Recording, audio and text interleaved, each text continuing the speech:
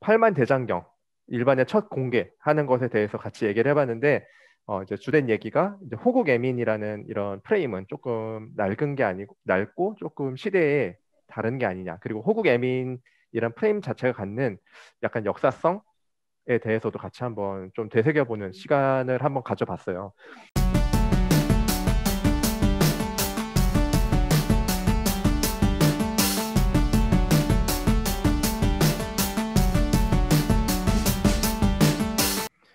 네, 우리 대역죄인 여러분 모두 반갑습니다. 잘 지내셨나요?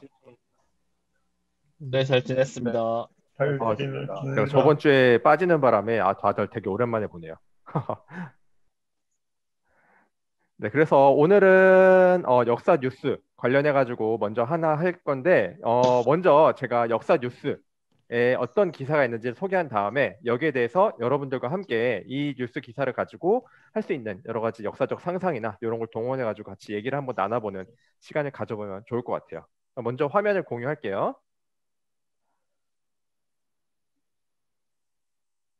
네, 잘 보이시나요? 좀 키울까요? 화면을? 네, 잘 보이시나요? 네. 지금 네. 좋습니다. 오케이. 자, 그러면은 제가 먼저 이 기사에 대해서 간단하게 한 3분 정도 깔끔하게 요약을 한 다음에 그 다음에 여기에 대해서 같이 한번 논의하는 시간을 가져보도록 합시다. 자, 그럼 먼저 요약을 시작하겠습니다. 네, 대한민국을 대표하는 자랑스러운 세계 문화유산이죠. 팔만대장경. 이 팔만대장경에 대한 뉴스가 잘 나오진 않는데 이 팔만대장경에 대한 뉴스가 오랜만에 나왔어요. 자, 어떤 뉴스냐? 이 팔만대장경을 그 대중들에게 공개한다. 이런 내용의 뉴스입니다. 대중들에게 그 팔만대장경을 이렇게 공개하는 거는 이번이 처음 있는 일이라고 합니다. 여기를 관리하고 있는 게 당연히 이제 대한불교 조계종 소속이겠죠. 그래서 대한불교 조계종 측은 해인사 팔만대장경 사전 예약 탐방제라는 이름으로 6월 19일부터 얼마 안 남았죠. 한 2주 뒤인데 6월 19일부터 대장경의 공개를 시작한다고 합니다. 그래서 당연히 이제 아무한테나 개방하는 건 아니고 먼저 신청을 따로 이제 받아야 되고 엄격한 인원 제한 이런 건 물론이고 팔만대장경에 보관 중인 합천 해인사 스님과 함께 동행해서 그냥 대장경만 딱 보고 나온 게 아니고 이 해인사 전체를 한 바퀴 순례하는 과정에서 이 대장경 판본도 같이 볼 수 있는 그런 투어 코스를 마련해 가지고 되게 엄격하게 운영할 예정이다라고 말을 해줬습니다. 자, 그러면은 도대체 이 팔만 대장경을 왜 대중에게 공개하게 됐느냐? 그 조계종 측에서는 또 이렇게 말을 했어요. 팔만 대장경 공개에 대해서 거기 기사에 나온 건 그대로 읽어드릴게요.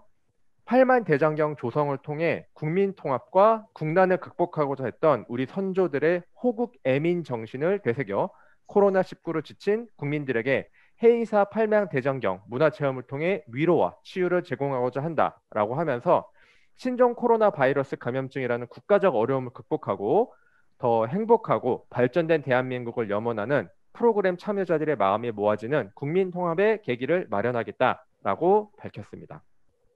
네, 여기까지가 이제 기사 요약이고 여기에 대해서 이제 저희가 한번 팔만 대장경의 이렇게 대중 공개에 대해서 여러분들은 어떤 생각을 가지고 있는지 얘기를 나눠보는 시간을 가져보면 좋을 것 같습니다. 네, 먼저 자유롭게 의견을 나눠볼까요? 아니면은 뭐 화두를 하나 던진 다음에 시작을 하면 좋을까요?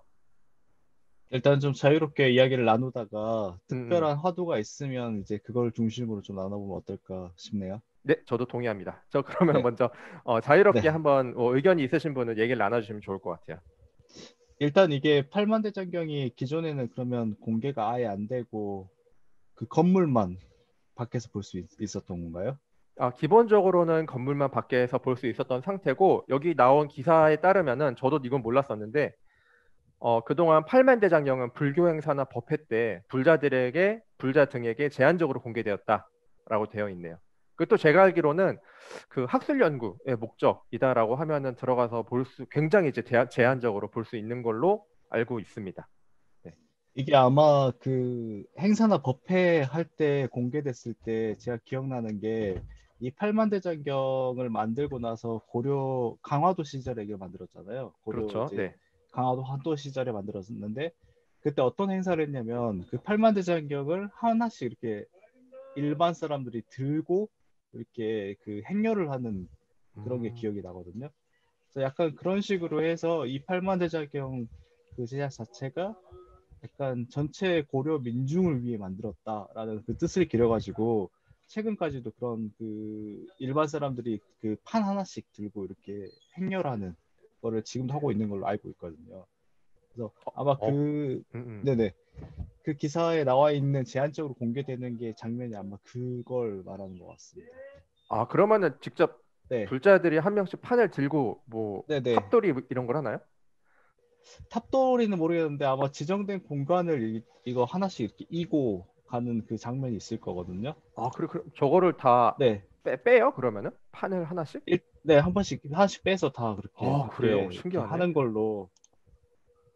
그게 아마 그 이거를 안 그 제작한 거를 이제 특정한 공간에 안치시키는 그런 행사를 아마 그거를 이제 재현하는 걸로 알고 있습니다. 아, 그 고려 때 네, 했던 그 재래, 네네, 의례 이거를 다시 지금 네네, 재현해서 한다 이런 거구나. 네네네, 맞습니다. 신기하네. 그건 또 처음 알았습니다.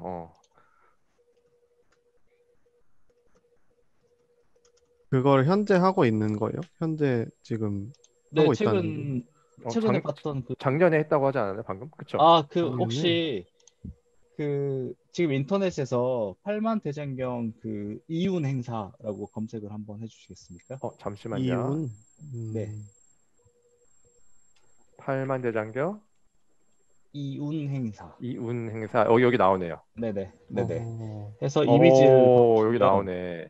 네네, 하나씩 다 머리에 이어서 이렇게 옮기는 장면이 여기 이런 있거든요. 식으로 여기 네네네네. 한 분이 이렇게 보이네요. 보니까 부녀자들은 머리에 있고, 그 다음에 여기. 예, 남자들은 예. 그 등에 이렇게 지고 하는 어, 그런 네, 이게 아마 그 예, 여기 고려시대 나오네요. 때 예. 그 행사를 이제 재현하는 그 방식으로 계속 이렇게 매년 하는 걸로 알고 있거든요. 이야, 이거 처음 알았네. 야, 이거 진짜 신기하네요. 이것도 재밌네요. 지난달 31일인데 2017년이거든요. 네네. 오후 대구 중구 국채보상운동 기념공원에서 8만 대장경 이윤행 오, 행렬 재현 행사가 열렸다. 오. 신기하네.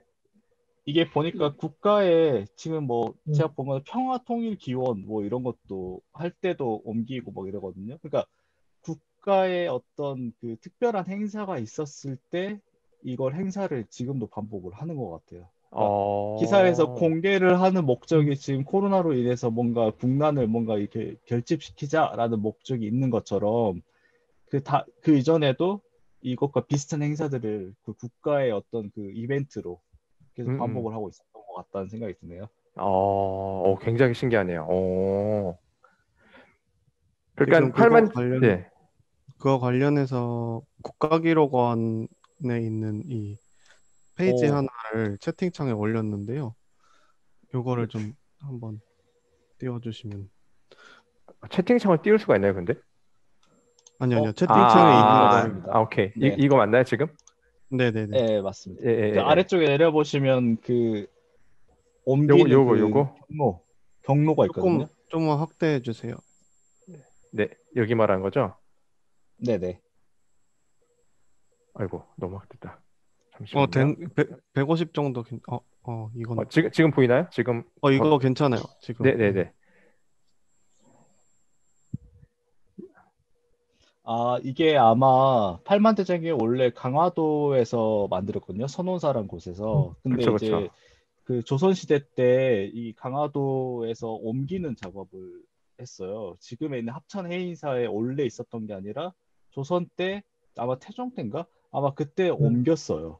음, 그래서 그 음. 옮긴 경로를 지금 보여주는 거고 그 옮긴 때 했던 행사를 지금 재현을 하고 있는 그거 장면인 것 같아요. 음, 굉장히 신기하네. 왜 그, 조선일 때 합천으로 옮겼을까요? 광화. 아마 관리 문제 때문인 것 같아요. 이게 목판이다 보니까 그 쉽게 습기라든가 이런 뒤틀림 현상이 있어가지고 그 제대로 된 건물이 있어야 되는데 강화도는 그 섬이라서 관리하기 쉽지가 않잖아요. 그래서 아마 합천에 그 지금 그 대장경을 보관하는 그 강경 장경각이라는 네네 그 건물을 이제 만든 다음에 거기에 안치시키기 위해서 그러니까 보존을 위한 목적에서 아마 이쪽으로 옮겼었던 것 같아요. 음. 근데 뭐 여기 있는 내용을 보면 지금도 왜 이렇게 옮겼는지에 대한 내용은 조금 설득력 있는 대답은 아직 얻지 못한 것 같네요. 네네 그렇게 나와 있네요. 음, 그러니까 이게 아마도 왜 해인사인가라는 질문에 대한 답은 딱히 없었던 것 같다는 생각이 드네요. 음. 굉장히 신기하네요. 근데 저는 그럼 사실 고려 당시 때는 계속 강화도에 있다가 네네 조선이 들어서고 나서 이제 지금에 있는 합천 해인사로 옮긴 거죠. 음, 뭐 학교 다닐 때 배울 때는 이게 합천 해인사에서 만들었는 줄 생각하니까 맞아, 그렇죠. 맞아. 네, 이 다들 그렇게 생각하고 강화도 있죠. 지금 다 강화도에 광실이 다 옮겨가 있는데 왜 합천에서 이걸 만들었나 그게 좀 이상하긴 했거든요. 그래서 음, 뭐 그때 제가 뭐 이렇게 호기심이 더 뛰어난 학생이었다면 선생님한테 물어봤겠지만 그렇진 않았으니까. 하여튼 그랬는데 이제 알고 보니 강화도에서 만들어서 조선시대에 옮겼다란 얘기구나. 네, 그 음. 위에 문단에 보면 나와 있네요. 태조 7년인 1398년 이때. 첫 번째 기사에 강화의 선원사에서 운반한 대장군 목판이 용산에 도착하여 임금 이를 맞이하기 위해 나갔다는 내용이고 이제 이걸 이제 음, 이혼 행사에 대한 음. 어떤 그 기사 내용이다라고 적혀 있네요. 그렇네. 확실히 조선 건국 직후라도 뭔가 불교에 대해서 그래도 예우를 해주는 게 보이네요. 그렇죠. 예, 아마 이게 음. 근데 불교에 대한 애호라기보다는 팔만대장경이 가지고 있는 특별한 어떤 의미를 더 강조하기 위한 게 아니었을까요? 음, 이게 팔만대장경이 굉장히 어떻게 보면 이거는 사람이 만들 수 없다라는 굉장히 좀 어마어마한 분량이잖아요. 근데 그걸 이제 태조가 이제 이거를 이제 옮겨서 애호하는 모습을 보여줌으로써 이제 새롭게 만든 조선이라는 거에 민심을 결집시키는 그런 목적도 분명히 있었을 것 같다는 생각이 들거든요. 어? 그거랑 덧붙여서 좀 생각나는 게 조선 초기에 계속 일본 사람들이 이제 대장경을 대장경 판을 달라고 사신 보내서 계속 요구하고 그러잖아요. 그거 갖고도 뭐 영화 같은 것도 나오고 했는데 그 음, 조선에서는 결코 또 안 내두거든요. 이거 그 국가적인 보물이라고. 그거 봤을 때 조선시대 때 대장경판에 대해서 상당히 뭔가 신성한 보물처럼 생각했던 것 같아요. 네, 그런 것 같아요. 이게 근데 사실 불교라서라기보다, 음, 근데 여기에 있는 설명을 봐서는 그렇다고 보기에는 좀 어려운 것 같은데 뭐 대장경판을 태종이 이제 일본에 넘겨주려고 했던 내용 있는데 어, 이제 조선에서 지킨 거가 이 정탁이 얘기를 해서 일본 사신이 불법을 구하기 위해서 올 때 이렇게 그 피납됐던 백성들을 데려오거나 진상품을 가져오니까 그 이득을 우리가 계속 취하려면 대장경판을 쟤들한테 안 주는 게 낫다 이렇게 아하. 얘기를 했다는 식으로 얘기가 돼 있는데 이것도 사실 해석이니까요. 이걸 그대로 받아들일 것인지 아니면 뭐 다른 어떤 배경이 또 있을지 그런 것들은 또 더 맥락을 봐야겠지만 그러면 지금 그 최근에 대장경판을 이제 일반에 공개한 목적이 약간 코로나 사태, 약간 이런 게 주 목적으로 지금 거론되고 있잖아요. 음, 그것과 이 대장경판이 가지고 있는 의미와 연관시켰을 때 어떤 의미가 있을까요? 좀, 좀 부정적인 생각밖에 안 되긴 하는데, 예, 부정적인 생각 좋습니다. 말해주세요. 아예, 그, 옛날 지금이나 어떻게든 뭐 정치하는 사람이나 이제 국가를 운영하는 데 있어가지고 뭔가 이제 미흡한 점이 나타났을 때, 아유, 이거 정말 큰 실수를 했다라고 했을 때, 뭔가 이제 보여주는, 우리는 이렇게 지금 힘들지만 나 때문에 내가 정치를 잘못한 이렇게 힘든 게 아니라 지금 뭔가 우리가 어디 다른 초월자에게 우리가 지금 인정을 못 받아서 그렇다.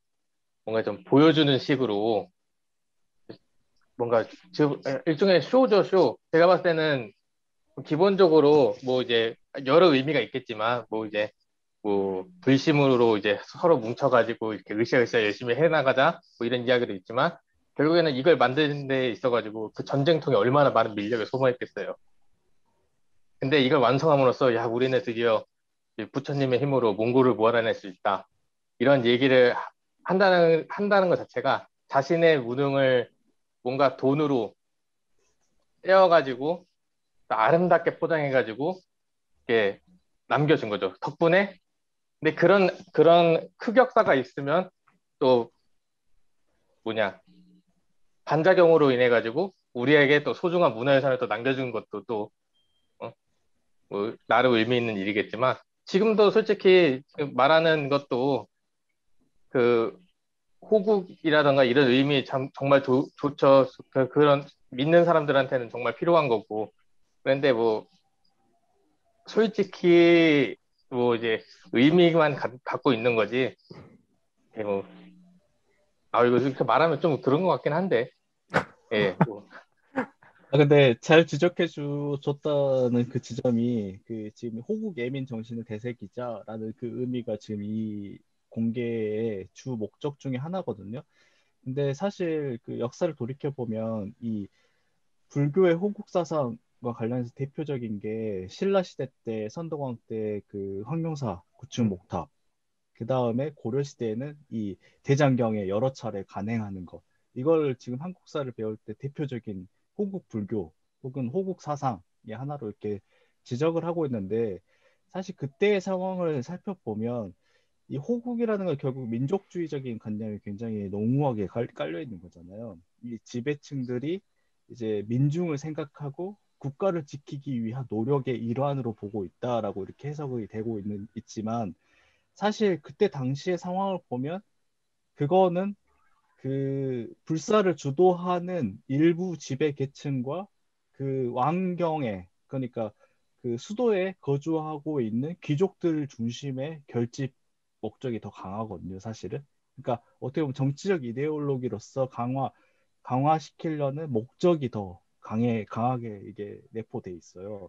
근데 이걸 이제 호국 애민 정신이다라는 식으로 이제 우리는 교육을 받아왔고 또 그런 부분들을 강조하고 있는데, 이 부분은 좀 다시 한번 생각해 볼 필요가 있는 그런 어떻게 보면 가치라고 할 수 있을 것 같아요. 제가 알기로는 이거 관련해 가지고 그 호국 사상이 이제 일제시대 때 유래됐다라는 그거를 한 걸로 알고 있거든요. 그래서 그거 설명을 좀 해주시면 어떨까 싶은 생각을 해봤습니다. 호국 사상이 일본에서 시작됐어요? 일본 일제 시기에 시작된 거예요? 그게 이제 제가 어제 보내드렸던 학부 때 썼던 그 글인데요. 그 글을 내용 이제 다시 돌이켜 보면 1930년대 후반쯤부터 이제 전시체제로 일제가 개편을 하면서 황국하고 종교를 결합을 시켜서 황도불교론이라는 거를 이렇게 설파를 했대요. 그래서 이제 황도불교론이라고 하는 게 말하자면 이제 천황의 황국 그리고 이제 불교 이렇게 합쳐가지고 이게 이제 우리가 전시체제에서 동원체제를 뒷받침하는 어떤 사상적인 배경이 되는 건데, 이게 이제 말하자면 또 다른 식으로 말하면 전시교학이라고 얘기를 한대요. 그래서 그러니까 전쟁이 일어났을 때 종교를 이용해서 이 국민들, 그러니까 시민들을 어떻게 잘 동원할 것인가 이런 내용들로부터 영향을 많이 받아서 이 호국신앙에 관한 담론이 한국 불교의 담론이 만들어졌다라는 내용을 내용이 있고요. 그런 내용이 있고, 그리고 아까 이제 그 태왕님 말씀해주셨던 대로 이제 그 황룡사 구축목탑 같은 경우에 뭐 되게 그 삼국유사의 기사들을 이렇게 쭉 다 정리를 해보면은 내용이 한 세 가지 정도로 나눠지는데 하나가 이제 왕권 강화고 또 하나는 이제 대외 정책, 그러니까 대외 확장 정책 이게 있고 또 하나는 국내 평안 이렇게 세 개 정도로 나눠지거든요. 근데 이제 처음에 이제 선덕왕 때 황룡사를 설립하고 이제 구축목탑을 세울 때의 어떤 기사들을 보면 그럴 때는 보통은 왕권 강화의 의미가 담겨 있고 이제 이후에 이제 그 뭐 다른 이후에 바뀌는 게 좀 대외적인 형태로 바뀌고 국내 평안으로 바뀌고 이제 두 개가 좀 합쳐지면서 호국 불교의 형태를 띠게 되는 것 같은데 하여튼 그렇게 그 같은 책 안에서도 삼국유사라는 하나의 책 안에서도 이 목탑에 대한 내용을 언제 서술하느냐에 따라서 표현이 달라지는데 적어도 여기에서 말하는 이 호국 불교의 대표적인 아이콘이라고 이야기하는 황룡사 목탑 같은 경우에도 호국 불교라고 하는 이 국가를 위한 불교라는 이미지는 나중에 더 씌워진 것으로 보는 게 타당하다라는 얘기였던 거죠. 아마도 약간 그런 맥락에서 네, 이 대장경도 좀 다시 생각을 해봐야 될 문제인 것 같다는 생각이 들어요. 약간 조계종에 더 사력을 붙인 것 같아요. 그러니까 이게 그냥 코로나19로 지친 국민들에게 해인다 8만 대장경 문화체험을 통해 위로와 치유를 제공하고자 한다. 이것만 해도 그냥 충분한데 충분하죠. 그렇죠. 좀 오버를 한 거. 근데 뭐 이제 굳이 물론 앞에 호국 애민 붙이고 뭐 국난 극복 이렇게 얘기를 해서 근데 결국엔 이 말이 이 팔만대장경에 대한 일반적인 인식을 조계종 맞아요. 입장에서는 잘 그죠? 한 거라고 맞아요. 생각은 해요. 사실 다 그렇게 모두가 다 그렇게 그렇게 배우잖아요. 팔만대장경이라는 거를.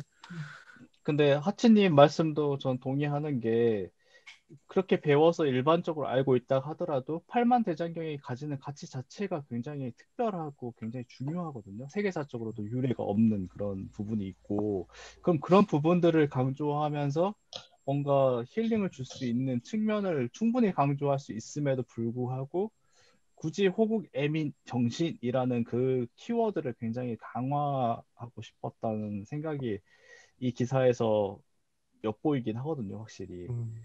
그러니까 좀 그러니까 다른 측면에서 강조를 했었으면 어땠을까라는 아쉬움이 좀 들긴 하네요. 그게 불교가 본의 아니게는 모르겠지만 그 네이버 뉴스 라이브러리를 보면은 키워드 검색이 돼요. 그러면 이제 기사 빈도수가 훅 올라가는 이제 그래프 증감이 보이는데 이제 호국 불교라는 그 키워드 자체가 아주 강성했던 시기가 언제였냐면은 뭐 아시는 분 대충 감 잡으시는 분은 아마 박정희 시대 때 아닌가요? 박정희겠죠 우리 뭐. 내셔널리스트 박정희 대통령이 시절에 이 이미지가 아주 강하게 투영됐더라고요. 보니까 이제 호국 한번 불교 예. 저 봐볼까요, 북한사님? 그 라이브러리에 네이버 뉴스 빈도수 라이브러리에 네. 어떻게 그 검색하면 되죠? 링크 뉴스 자체를 라이브러리. 보내줄 수 있을 거예요. 아, 맞아. 링크를 내가 보내주세요. 보내드리면 되죠. 네, 네, 채팅창에 그래서 보내주면은 그래서 맨날 조계종에서도 강조를 하는 게 임진왜란 승병 뭐 그렇죠. 맞아. 그리고 이제 그거에 더해서 이제 화랑도 정신 이런 게 호국 정신의 대표적인 걸로 보죠. 음. 아직도 이 보냈습니다. 국가 권력과 조금은 밀착되어 있는 종교 특성 그 위에 도표 있네요. 그 네. 네, 좀 확대를 많이 해야 될 것 같아요. 어떤가요, 지금? 더 네, 잘 할까요? 예, 보입니다. 예, 예. 조금만 더 해도 될 것 같아요. 네, 한번 설명을 해주시죠. 이거 보면서 이게 네. 네, 뭐 그 호국 불교라는 뭐 개념 자체가 아주 없었던 것은 아니고 그 이전에도 분명히 존재는 했습니다. 근데 이제 우리가 이제 시기상으로 봤을 때 우리가 예전에 표준정당 했던 거 생각나시잖아요. 그때도 이제 우리가 이제 뭔가 이제 통일시키고 뭐 민족성을 고취시키는 작업이 이제 60년대 말부터 이제 70년대 사이에 활발하게 이루어진 시기였잖아요. 근데 이제 이 기사들을 좀 더 면밀히 보더라도 이 70년대 이후에 이 호국 사상에 대한 세미나도 활발히 열리고 이제 불교 박정희 대통령이 직접 30억을 이제 호국 불교를 위해서 이제 기탁을 했다라는 이제 기사도 이제 나올 정도로 이 시기에 있어가지고 불교는 곧 호국이고 나라를 지키고 그 전근대 시기에 우리나라를 지탱해줬던 중요한 정신적 뭐랄까 이념이라는 점을 좀 강조하는 그런 시기가 도래를 했었고 그런 그 가치가 지금 보더라도 기사를 보더라도 이제 90년대 이후에도 쭉 이어오고 우리가 지금 배우고 있는 학교에서도 중요한 교과서에서도 결국 중요한 건 이제 민족성을 강조하다 보니까 그 민족성을 설명하는 데 있어가지고 이 불교라는 이념 자체가 아주 뭐랄까 강하게 이제 뿌리를 깊게 내리고 있는 상황이다. 결국엔 이제 70년대 이후에 이런 개념들이 이제 구체화하기 시작했다라고 볼 수 있을 것 같아요. 그 1975년에 무슨 일이 있었죠? 이왕 또 얘기가 75년에 박정희 얘기도 나온 길에 좀 하자면 팔만대장경과 관련해서도 좀 관련이 있어요. 그러니까 박정희 시기 때 유럽도 몽골과의 항쟁을 엄청 강조를 했거든요. 무인정권 시기에. 그래서 그때 많이 또 부각이 된 게 삼배초의 항쟁 해가지고 북한사님은 잘 아시겠지만 제주도에 가면 항파두리 섬이 있거든요. 그쵸. 거기도 박정희 때 다 이렇게 막 복원사업하고 그러면서 한배초 정신, 대몽 항쟁 이런 게 엄청 부각이 되거든. 그러면서 팔만 대장경도 그러한 맥락 속에서 호국불교의 상징으로도 부각이 된 게 아닌가. 좀 그래요? 이야기가 비껴 나가긴 하는데 지금 몽골과의 대외 항쟁을 되게 이 시기에 강조했다고 하잖아요. 좀 그거랑 이제 유사하게 볼 수 있는 게 혹시 그 징기스칸이라는 노래 아세요? 예, 징기스칸. 징기스칸. 예. 그게 1979년도에 발매된 노래인데 79년도에 한국 가요계 가장 큰 트렌드가 뭐냐면 번안곡 내는 거예요, 무조건. 번안곡. 근데 그치. 예. 그 징기스칸이 데이트를 치니까 번안곡을 개나 소나 막 내는 거예요. 그런데 가사 자체가 우리나라를 침략한 몽골의 대칸인 거 아니에요. 대칸이니까 검열을 해요, 다. 검열을 해가지고 번안국 징기스칸들을 다 금지곡을 시켜버린 거예요. 민족성을 해친다. 우리 민족성을 해친다. 우리 민족을 침략한 몽골의 칸을 찬양하는 노래는 안 된다. 이래가지고 그 번안곡이 다 금지곡이 돼요. 그리고 삼배초 같은 것도 이게 뭐 최씨 무신 정권의 개인적 사병이라고 많이 밝혀졌는데 그래서 삼배초 항쟁 자체도 이게 자기네들 기득권을 있기 때문에 항쟁을 한 거라고 요즘은 많이 얘기가 되는 군사 정권 하에선 이제 이런 삼배초 항쟁 같은 것도 호국 전쟁과 그런 걸로 좀 이었잖아요. 자, 잠깐. 그러면 이제 잠깐 정리를 해볼게요. 지금까지 나온 얘기들을 제가 이렇게 쭉 들어보니까 대충 정리를 하자면은 2021년에 대장경을 대중한테 공개를 하면서 호국 애민 정신을 강요하는 이런 프레임을나 아니면 이런 뭐 이미지를 가져와서 대중에게 공개하고 이게 목적이다라고 말하는 거는 굉장히 1970년대에나 통할 만한 낡은 방식이다. 요게 이제 이렇게 의견이 정리가 되는 건가요? 근데 낡은 사실 방식이면 좋은데 지금도 먹힌다 이거죠. 그렇지. 이게 맞아요. 이 얘기가 딱 맞는 게 우리 입장에서는 이게 굉장히 이상한 일인데 자, 제가 이 물론 이 많이 그 티오가 없지만 벌써 7월 4일까지 예약이 마감됐대요. 음, 음. 이게 굉장히 여전히 잘 먹히는 거죠. 그 그러면 지금 약간 그 호국 불교에 대한 비판적인 시각이 제기되면서 사실 팔만대장경 가치 자체를 저희가 부정하는 건 아니잖아요. 예, 그쵸. 그, 누구나 가치가 있다라고 하지만 사실 일반인들이 보기에는 팔만대장경이라는 그 갖는 그 장수의 굉장함에 굉장히 놀라잖아요. 그래서 그래서 중요한 건가? 라는 건데 그러면 이런 호국 애민하고는 좀 약간 거리가 먼다 하더라도 오늘날의 그 입장에서 이 팔만대장경이 가지고 있는 가치를 좀 한번 되새길 필요도 분명히 있을 것 같다는 생각이 들거든요. 그래서 그런 부분들을 좀 한번 이야기를 나눠보면 어떨까? 그러니까 이게 굉장히 부정적으로만 비춰질 것 같아가지고, 그러게요. 네네, 좀 긍정적인 방향에서 이 팔만대장경 공개라든가 팔만대장경이 가지고 이런 부분도 좀 한번 논의를 해볼 필요가 있을 것 같아요. 맞아. 여기까지 네네, 보시는 시청자가 계실지 모르겠지만 이 점을 명확히 해야 되는 게 우리는 호국 애민 프레임을 씌운 게 너무 낡은 방식이다를 비판하는 거지. 팔만 맞습니다, 대장경을 맞습니다, 공개하는 것 자체가 나쁘다라고 얘기하는 게 절대 아닙니다, 여러분. 맞습니다. 그거는 이거 보러 저 명확히 가야 하고, 예, 그건 일제시대 명확히 때 하고, 그 뭐지? 그 식민사관 학자들이 이 고려대장경을 보면서 음, 비판했던 논조가 뭐냐면 아니 그렇게 국가가 어려웠는데 그 위정자들은 국민들의 그 어려움을 모르고 이런 무리한 사업을 진행했다. 거봐. 그러니까 너희 나라가 망할 수밖에 없지. 그러니까 이런 음, 프레임을 씌웠거든요. 근데 팔만대장경 그 자체가 가지고 있는 가치도 굉장히 크다고 볼 수가 있거든요.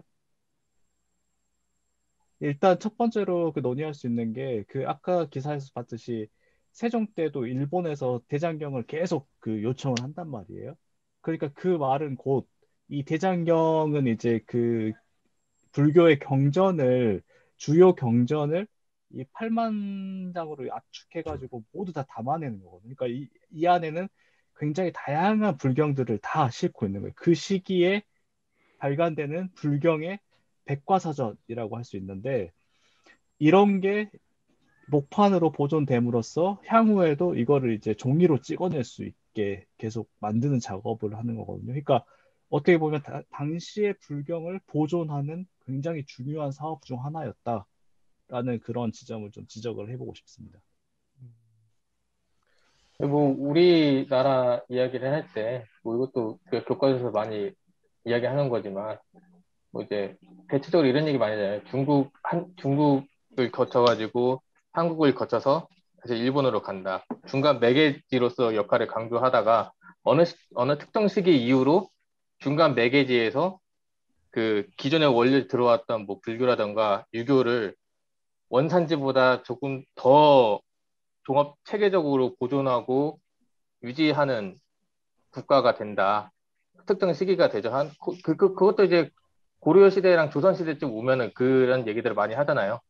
이제 조선 시대는 유교를 얘기하고 고려 시대 때는 불교를 이야기하는 거니까 어떻게 보면은 이런 사업을 자체를 벌인다는 것 자체가 그만큼 그 당시 고려가 가지고 있었던 불교의 데이터베이스도 충분히 상당했고 그만한 관심이라던가 이해 자체도 동시대 어느 국가와 비교했을 때 결코 뭐 뒤떨어진 수준이 아니기 때문에 이런 작품들을 만들어낼 수 있는 것이라고는 할 수 있죠.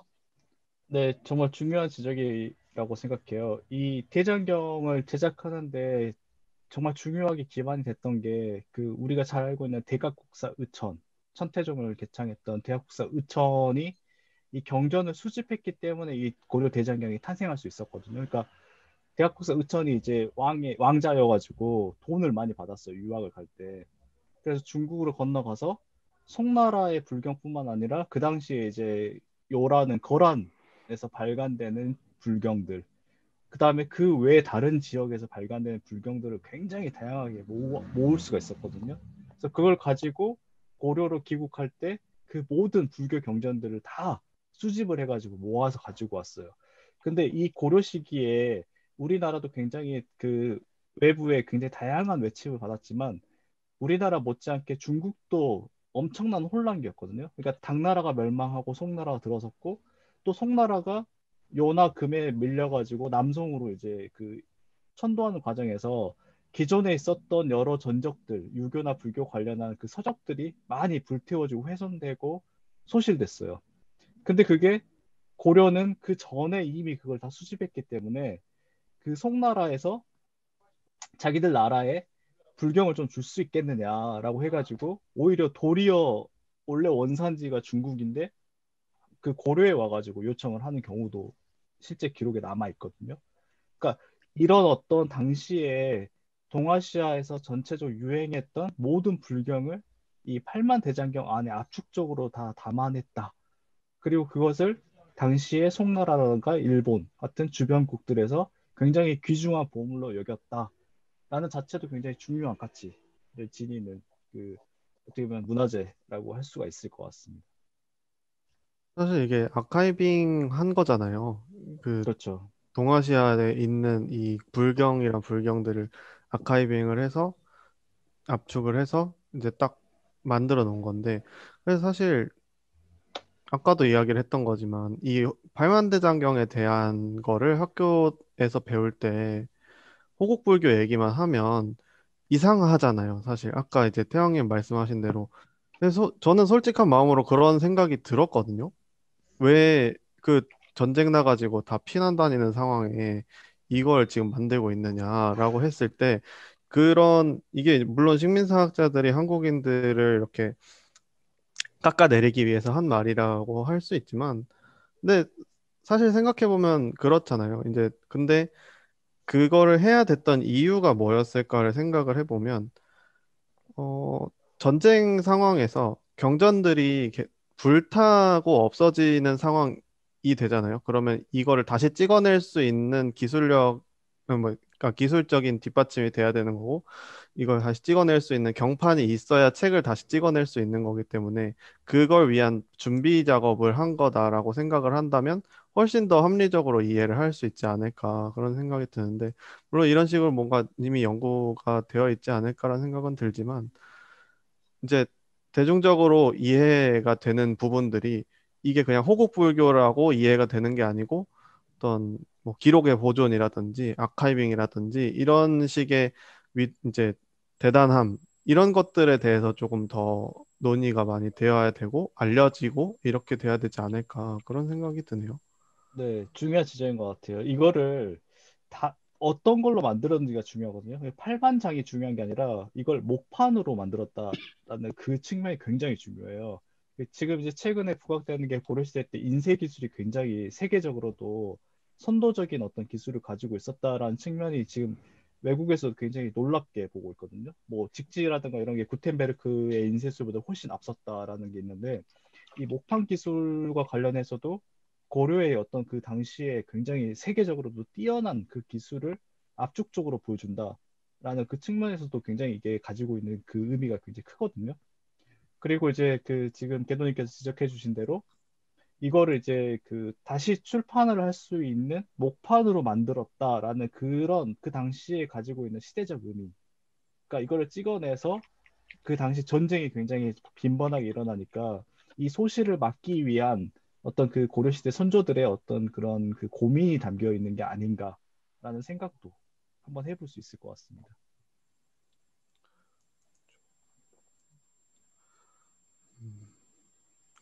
근데 지금 사진을 보다 보니까 이제 저야 뭐 팔만대장경에 대한 지식이라는 게 학교 다닐 때 배운 거밖에 없으니까 계속 학교 다닐 때 얘기를 하는데, 그때 이제 들은 내용 중에서 이 팔만대장경 경판이 습기도 안 차고 썩지도 않고 이렇게 오랫동안 보존될 수 있는 기술이 굉장히 뛰어난 것이다 이런 식으로 얘기를 하는데, 그 이제 기술을 이야기할 때 뭐 습도 같은 게 아마도 제일 중요할 것 같은데, 이게 그러면 이 전경판 전의 어떤 구조라든지 이런 게 되게 뛰어나다라고 이야기를 들었었거든요. 그때 옛날에는.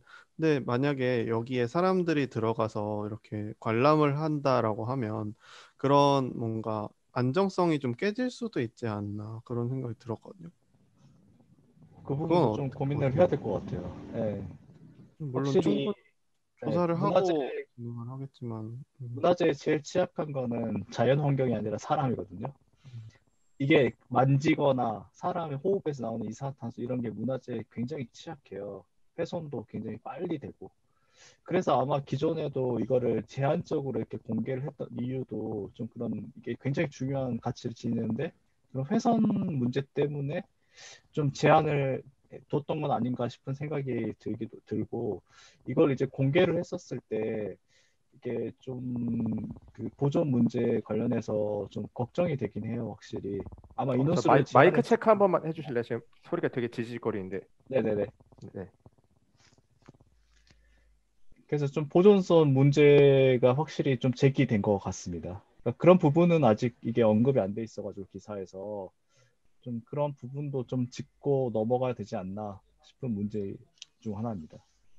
한 타임에 뭐 한 10명인가 20명인가 그 정도만 한다고는 하지만 이게 사람의 움직임이라는 게 굉장히 빠르고 탐욕스럽잖아요. 그래서 뭔가 이렇게 꼭 이런 데 오면 낙서하고 싶어 하시는 분들도 있고 꼭 뭐 손으로 만져보고 싶어 하시는 분들도 있고 그런 그렇죠. 일들이 있는데 좀 그런 부분들 물론 이제 해인사에서 잘 관리를 하시겠지만 그런 것들은 이제 관람하시는 분들이 알아서 잘 이렇게 안 하는 게 중요하지 않을까 그런 생각이 드네요.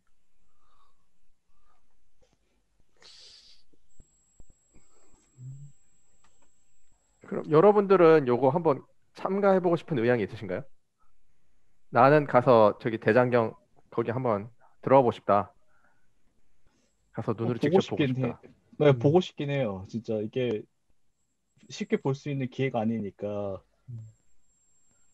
저도 물론 뭐 조계종에서 예전에 8만 대장경 데이터베이스 작업도 하고 막 그 동판으로 그 다시 다 만들고 접근성이 새롭게 높여지긴 했지만 이 실제로 이 8만 대장경 경판을 보는 건 또 다른 의미이기 때문에 한 번은 보고 싶어요.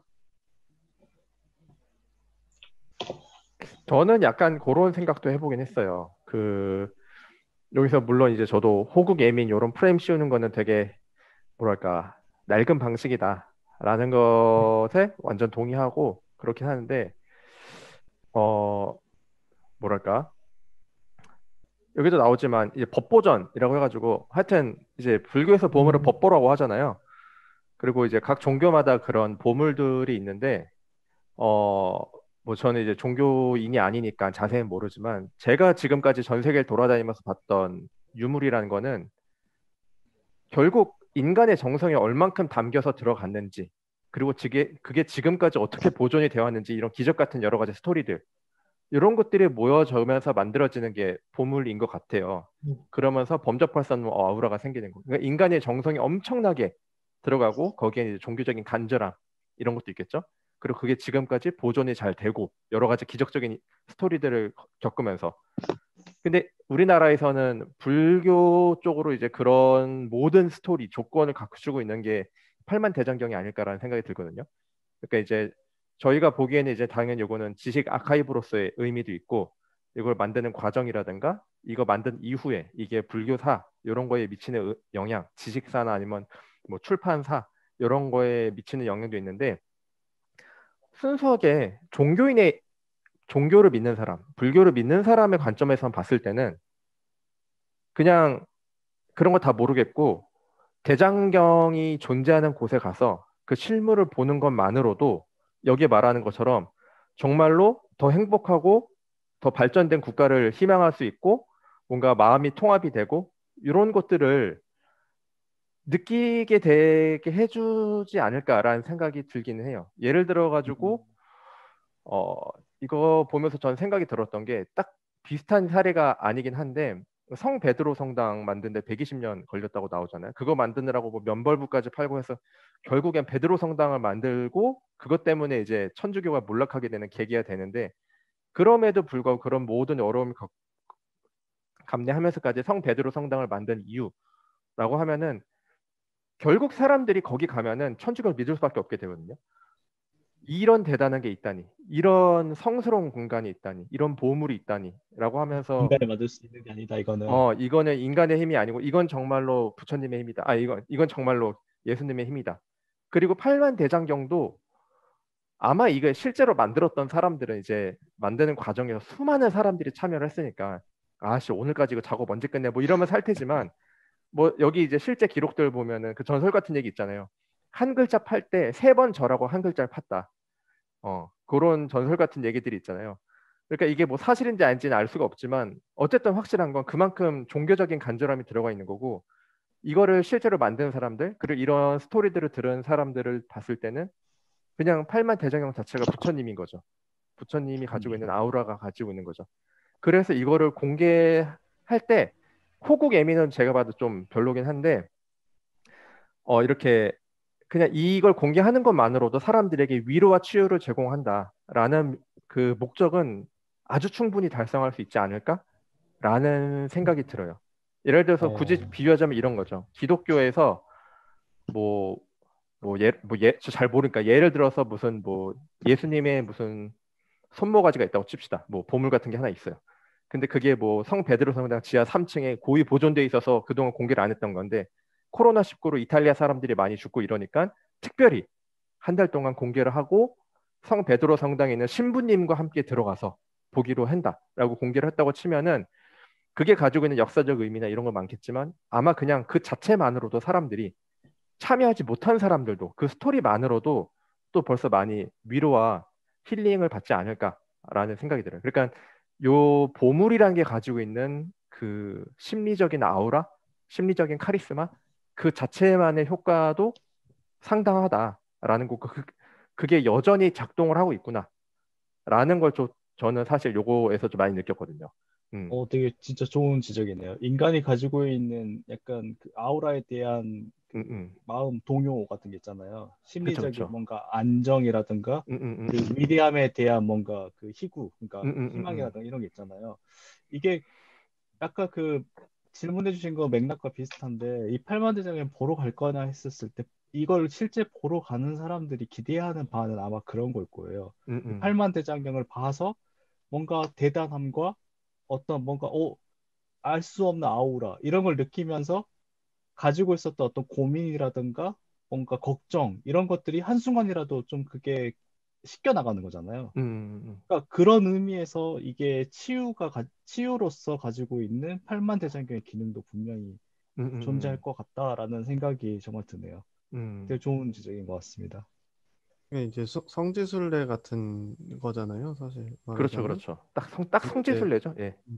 여기 써 있네. 성지순례라고 하면 이제 뭐 기독교인들 이제 개신교와 카톨릭을 포함해서 기독교인들은 이제 예루살렘이나 이런 곳에 성지순례를 갈 거고 무슬림들은 뭐 메카에 갈 거고 이제 그런 식으로 이제 성지순례를 가게 되는데 이제 성지순례가 꼭 멀리만 가는 게 아니라 이제 가까운 곳에도 성지가 있잖아요. 양화진 성지도 있고 뭐 그런 곳들도 있는 것처럼 이제 종교적인 의미의 성지들이 존재를 하는데 뭐 근데 이제 성지라는 공간은 꼭 그런 종교적인 의미로만 이해할 수 있는 부분은 아니라고 생각을 해요. 사실 제가 가톨릭 교인도 아니고 불교 교도도 아니고 그렇지만은 그런 공간들에 가면 조금 의뢰 드는 그런 어떤 마음의 평안이라던가 치유되는 마음이라던가 이런 것들이 있잖아요.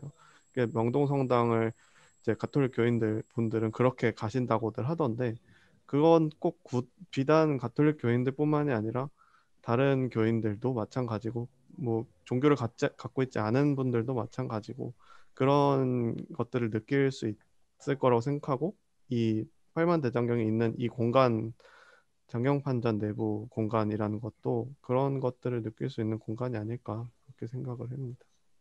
저도 공부하다가 심란하면 저희 학교 도서관? 성당에 가서 한 10분 정도 앉아있다 있어요. 마음에 평화는 없습니까? 확실히 평화로워집니다. 근데 맞아. 저도 그렇긴 해요. 저도 특히 우리 학교 성당이 약간 좀 되게 항상 불이 꺼져 있어서 어둡잖아요. 항상.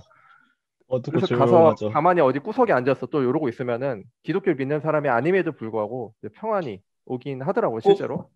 꼭 보면 어두운데 성모 마리아 상 거기 불 켜져 있어서 그리고 거기 진짜 가면 걸어 편안해. 올라가는데 힘들잖아, 거기가. 계단이 높아가지고. 그래서 한 올라가서 10분 타면 쳐지면서 돼요. 막 그런 게 아, 있더라고.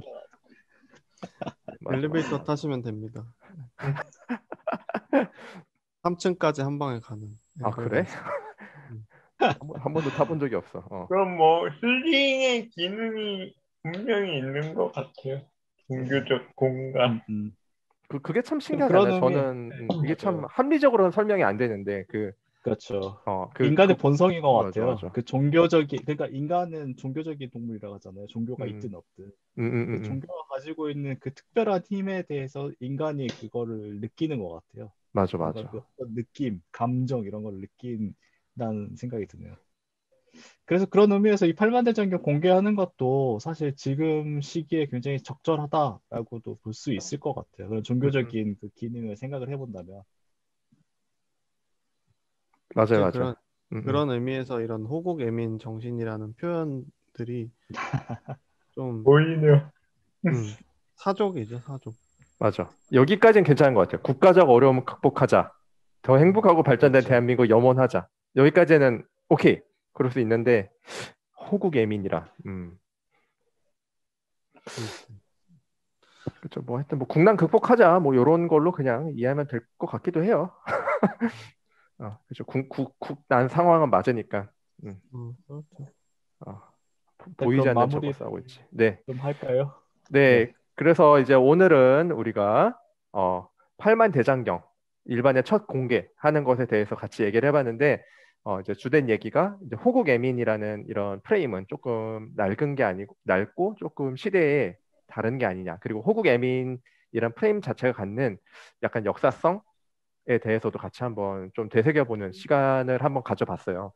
그래서 혹시 요거를 듣고 이제 불자분들이 혹시 계시다면은 기분이 나쁘셨을 수도 있는데 너무 그렇게 오해해서 듣지 않아 주셨으면 좋겠어요. 저희는 이제 순수하게 이제 호국이라는 것 자체가 역사적으로 어떤 맥락에 따라서 쓰여 온 건지를 한번 저희끼리 얘기를 해본 거니까 그렇게 생각을 해주시면 감사할 것 같고 기회가 되면은 한마디 네네. 하면 네. 아쉬운 게 애비 불자이자 지금 현재 불교 관련한 문화재에 맞아. 봉사하고 있는 마구니님이 오늘 마침 일이 있어가지고 참석을 못했어요. 맞아. 그분의 이야기를 들으면 조계종 그 계열에서 일을 하고 계시거든요. 그래서 그 조계종의 어떤 내부적인 이야기도 좀 들어보고 하면 좋았을 텐데 좀 아쉽다는 생각이 드네요.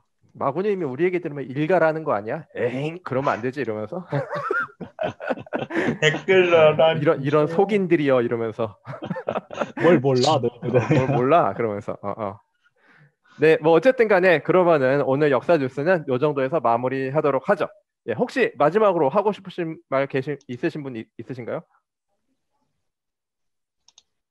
네, 그럼 없는 걸로 알고 여기서 마치도록 하겠습니다. 모두 수고하셨습니다. 감사합니다.